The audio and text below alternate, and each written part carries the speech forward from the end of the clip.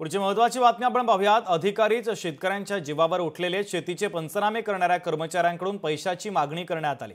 नागपूरच्या नरखेड तालुक्यातील एक प्रकार आता समोर आलेला आहे। कर्मचारी आणि शेतकऱ्याची ऑडिओ क्लिप व्हायरल झाली।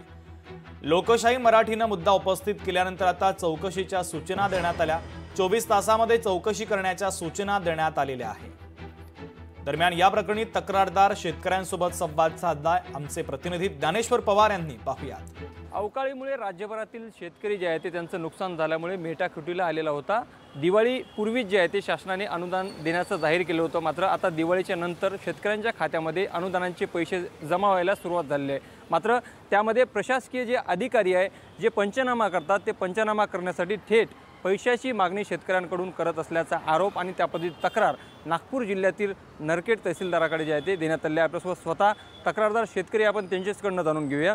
आम्ही असं माहिती की ते लिस्ट चेक केल्या तर आम्हाला 1-2 शेतकरी असे आढळले का त्यांच्या शेतामध्ये जे ज्यांच्याबद्दल मिळणार होते पैसे ते त्यांच्या शेतामध्येच नाही आहे, पेराच नाही आहे। पण त्यांना आमची तर एक ग्रामसेवकाकडे ते त्यांचं सर्वेचं गेलं होतं, तर त्या सर्वे ते ग्रामसेवकांनी कुठेतरी आम्हाला निदर्शन आलं की त्यांनी काही शेतकऱ्यांना पैसे मागितले किंवा आम्हाला तुम्ही 60% पैसे द्या किंवा तुम्हाला जर आम्ही 50,000 45,000 रुपये जर काढून दिले तर आम्हाला 30,000 आम्हाला द्या, 15,000 तुम्ही घ्या, असं त्यांनी संगनमत करून तिथले कर्मचारी असं करून त्यांनी तो सर्वे केला।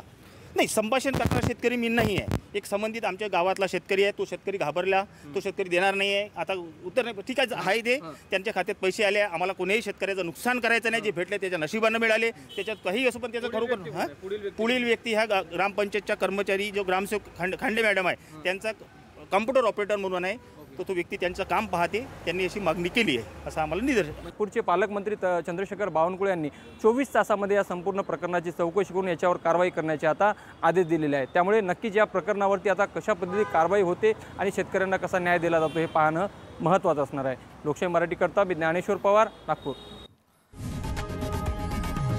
लोकशाही मराठी ऐका, पहा, जागरूक रहा।